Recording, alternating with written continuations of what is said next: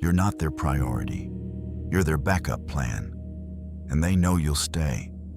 Not their first call, not their first choice. Just the one who never leaves. The person they reach out to when everyone else is busy. When the original plans fall through. When it's midnight and they're bored and they suddenly remember you exist. And the worst part? You know it. Because if you didn't, this wouldn't hurt. You feel it every time they cancel last minute. Every time they take hours, sometimes days, to respond, then expect you to reply instantly. Every time they show up full of energy for other people and show up for you with whatever's left.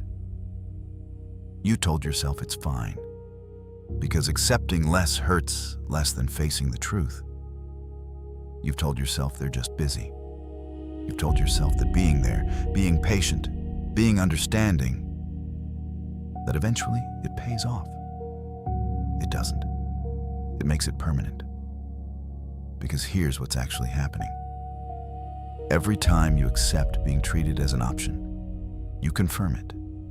Not visibly, not immediately, but permanently. You are training people how to treat you. And right now, you're teaching them that your time is flexible, that your attention is always available, that you will wait. And people believe what you show them, not what you say. There's a word for this pattern. It's not loyalty. It's not love. It's not even friendship. It's convenience. You are convenient. And convenience has no value because it's always there. Think about it. What do people protect? What do people fight for? What do people panic about losing? Things that are rare. Things that might disappear. Things that aren't guaranteed. You've been guaranteeing yourself to people who never guaranteed you anything in return. Is there someone in your life who does this? Who reaches out only when they need something? Who makes you feel like a priority for 5 minutes and then disappears again? Hold that person in mind, because everything in this video is about changing that dynamic, starting today. The Stoics understood something that most people spend their entire lives missing. Epictetus said it plainly.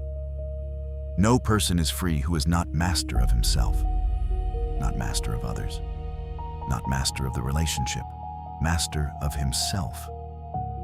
When you make yourself constantly available, when you're always there, always responsive, always accommodating, you are not being kind.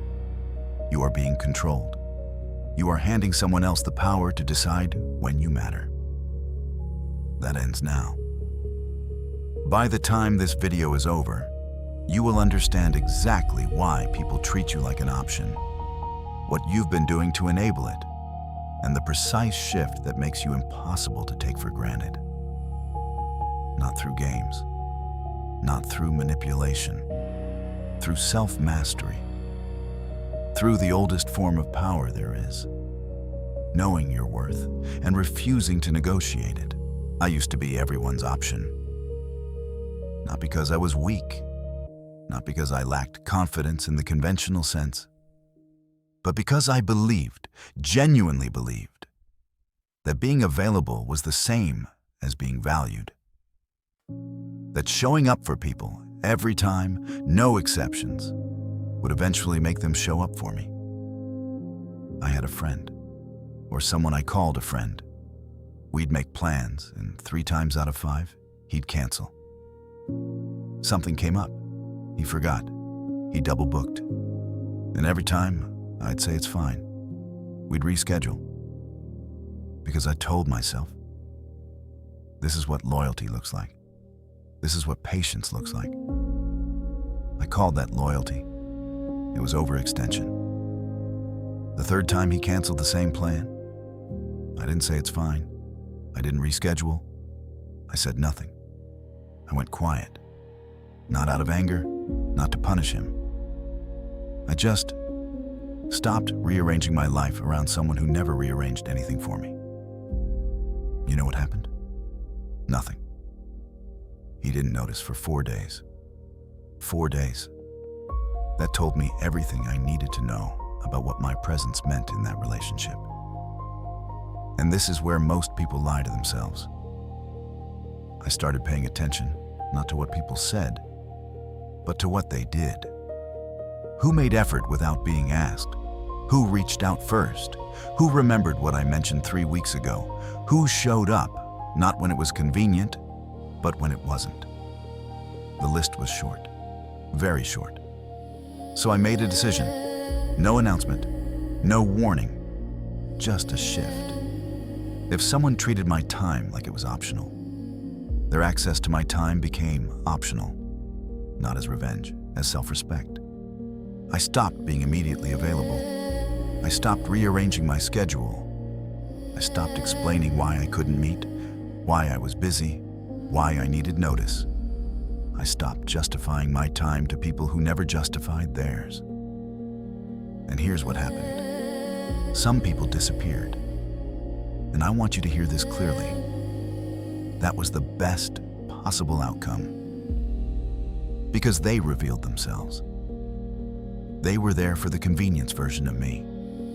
The always available, always accommodating, never inconvenient version.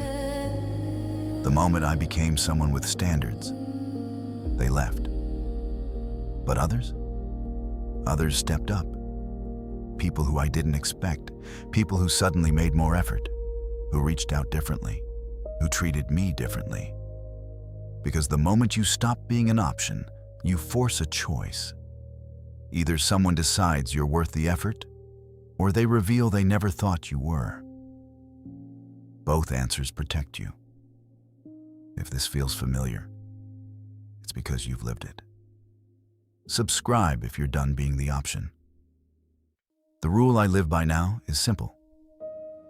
Reciprocity is not optional. People who won't carry you back don't get to ride. That's not cruelty. That's clarity. And clarity is the most underrated form of respect you can give yourself. Marcus Aurelius wrote something that took me years to fully understand. He said, "You have power over your mind, not outside events. Realize this, and you will find strength." Most people read that and think it's about staying calm, about not reacting. But it's deeper than that. It's about where you place your energy. You cannot control whether someone prioritizes you. You cannot force someone to value your time. You cannot make someone see what they have in you.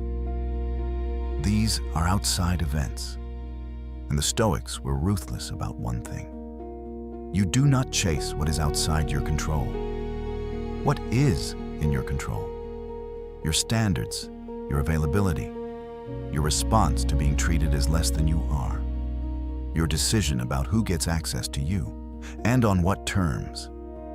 Epictetus was a slave, literally owned by another person, and yet he was considered one of the freest men who ever lived. Why? Because he understood that freedom is not about your circumstances. It's about your relationship with your own mind. No one could take his dignity because he never gave anyone the power to define it. You've been giving people that power every time you accepted being an option. Every time you made yourself available to someone who didn't make themselves available to you. Every time you said it's fine when it wasn't fine. That stops being sustainable the moment you see it for what it is. Not kindness, not patience, not love. It's a transfer of power. Voluntary, unnecessary, reversible. Here's what the reversal looks like. Week by week. Week 1. You stop being immediately available. You don't explain. You don't announce. You simply stop rearranging yourself. People notice your absence before they notice you. Silence communicates what words never could. Week 2. The separation becomes clear. You will see, with absolute precision, who makes effort and who makes excuses. Not sometimes. Always. People reveal their investment when they can no longer rely on your guaranteed presence. Week 3. Your energy returns. This surprises most people. They don't realize how much of themselves they've been spending on people who gave nothing back. When you stop pouring into vessels that don't hold, you find you have more than you thought. Week 4. What remains is real. Not everyone will still be there, but the ones who are, those relationships have a different quality, built on mutual investment, on chosen presence, on respect that doesn't require you to shrink yourself to keep it. This is the Stoic framework. Not manipulation, not games, not tactics designed to make people chase you. The Stoics had no interest in being chased. They had interest in being worthy and in surrounding themselves with people who were also worthy.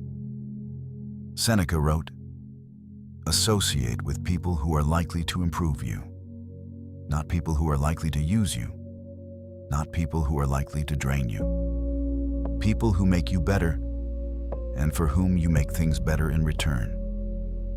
That's the standard. Simple, uncompromising, non-negotiable. You were never the option. You just allowed it. You are meant to be chosen, fully, consistently, or not at all. Not sometimes chosen, not chosen when convenient. Chosen or released. That is what self-respect looks like in practice. It's not a feeling. It's a standard. And standards don't care about feelings. Standards don't make exceptions because someone has a good excuse. Standards don't negotiate. The people who are right for your life will rise to meet your standard. The ones who won't, you already know what they were offering you. Something that looked like connection and felt like convenience. You deserve more than convenience. You always did. Act like it, or stay exactly where you are.